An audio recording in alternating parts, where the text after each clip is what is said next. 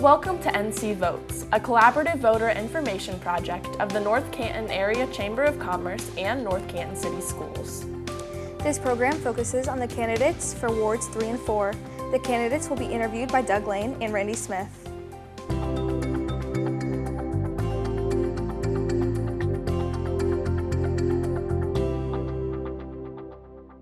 Talking with Dominic Fonte, he's the incumbent council person for Ward 4 in North Canton and is up for re-election. So why do you want to come back? Well, I believe that I have a good sense of what the people want. I've had a chance to go for 3 years now, and I believe I'm making a difference with what's happening at council. We're working together, and I feel locally we're making a big impact in the marketplace, and I'd like to continue on and, see it through. What are your specific qualifications? What do you bring to the table at council meetings? Well, I think obviously I've been in the community for 25 plus years. I've been in the real estate industry for almost 30 years, doing a lot of the North Canton work. I've been married for quite a while, and I have 5 children, 2 grandchildren. And the grandchildren are out of state now, but the kids are all local, and they went through the school system. So I believe that as a businessman, I work with being trustworthy, loyal, and helpful, and I work hard to get the results that the people want. And the kind of job that I've had for the past 30 years, being self-employed, is in order to get paid, I have to have results. So I'm results driven. I believe that's what we need for City Council. What do you think are the most important issues that not just face the city itself as a whole, but specifically in Ward 4? Well, the Zimber ditch was a big issue, so we have that pretty much under control. But I'd say in general, streets, safety, infrastructure, community development is real important, and of course the school systems. Mm-hmm. So I would like to continue that push, working with the council members. Okay, you've got 7 council people. If you got reelected, you'd have 6 that you'd have to work with. 3 of them are at large, so they look at the city's needs as a whole. You look at your ward, the other 3 ward people look at theirs. How do you, how do you balance the needs of your ward? Let's say you want to do 3 street projects next year, and they've been put off for 10 years.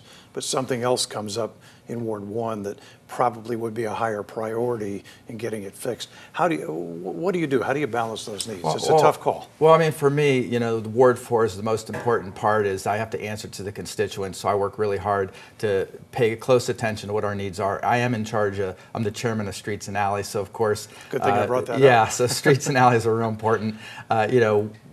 I always drive around town, so I'm always looking, obviously for the city as well as our ward, the streets are important. And I'm trying to get more money in the budget to take care of more of the streets. And obviously the catch basins, which is an important part of the infrastructure, we did 140 this year. We have 3,000 in all. We did a few hundred last year. So I work with the citizens and ask them to help keep their eyes out, and we constantly call it out and get things done. The Ward 4, obviously, I want to make sure my constituents are happy, so whenever they call, I get right back with them. If they need anything, I try to address it with them. And obviously, as a city official, I drive all through town all the time, so I want to keep the streets and alleys in good shape, and it's not been so hard. Based on what I do for a living, it's nice. So you're not locking heads No, with not other at all. people? No, the other council people are, I mean, obviously, when you're sitting in the back seat looking into it, it's always different than being there. Right. The council members we have are excellent, and we're all moving in the same direction to try to improve the community that we live in. All right, the last couple of years, what would you think would be maybe your top couple of accomplishments?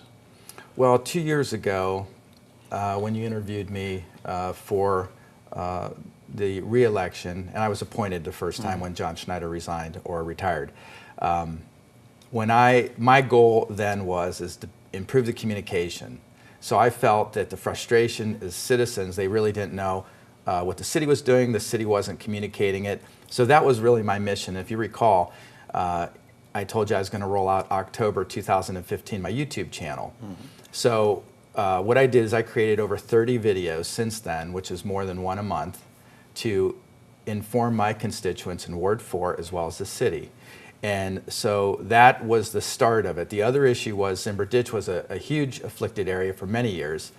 And working with Kurt Schuring and the other Stark Parks and other folks, we were able to secure enough money now that all 18 folks that were on our initial list are now taken care of.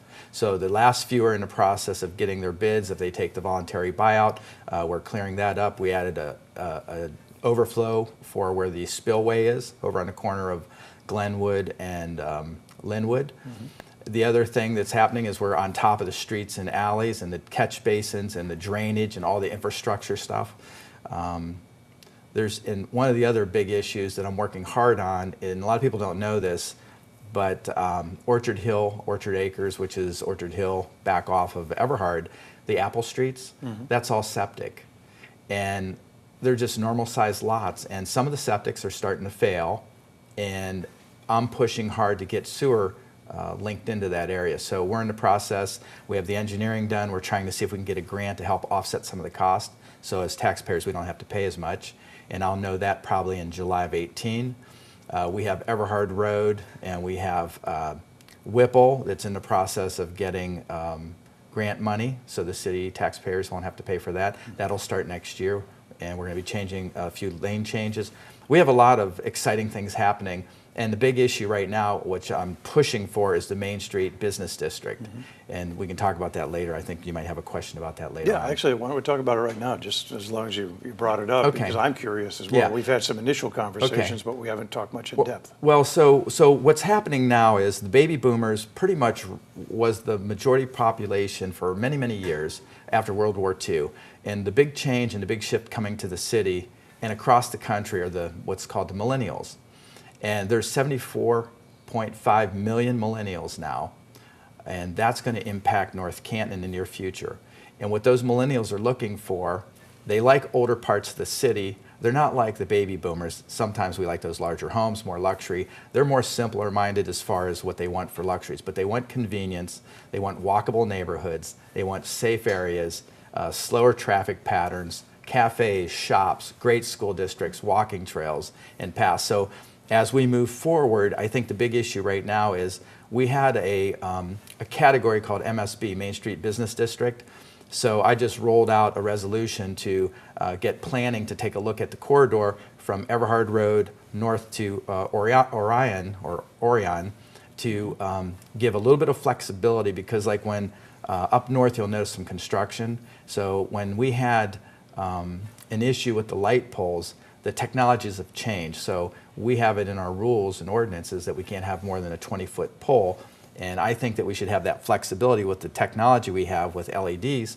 We should be able to go 10 foot higher, work with the business partners. So I'm focused more on that right now as the next 2 years go. I want to get that going. I also had a meeting with Stu Lichtner to find out about the Hoover District. What can we do to get this going? So you're going to start seeing some movement over there. He had a few hiccups that happened. He's solid on it. So I think he's committed to the project. I think we're going to see some action over the next year or two. Okay.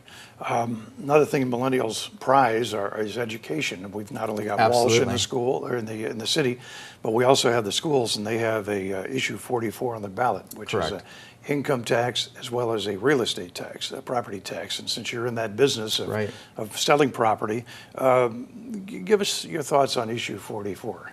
Well, here's the thing. I mean, it's always a communication breakdown. What is the real facts versus the perception? And Mr. Wendorf, he's putting a package together to try to break it down so everybody understands the difference. We know that it's critical to have strong schools, because without strong schools, that's the draw for real estate. It keeps our real estate values up. Also, it draws people into the neighborhood. So maybe that's not the right way of funding it. I don't really know. The voters will decide. But I believe that the school system's critical. We need to figure out a way to solve the problem so that we have enough money to keep our buildings good and also keep the teachers paid, because those teachers help guide our children. Okay, we've got about a minute left, and I wanted to talk about the Community Reinvestment Act. That was really a hot button issue over the past year. I don't want to rehash everything, but people saw the word CRA a lot, and then the council, your council, basically cut it out. We don't have a CRA now. Do you think it's important to have, and would you bring it back in a different form? Yeah, I think it could be modified. I was exempt from it because of the practice I have. It was a little bit of a conflict.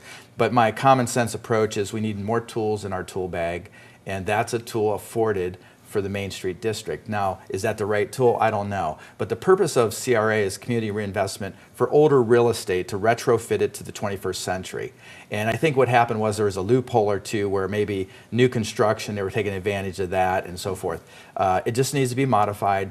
If that's not the right tool, we need a tool. We're looking into other things like business district, entertainment district. There's a lot of tools out there that State Representative Schuring has worked on the state level.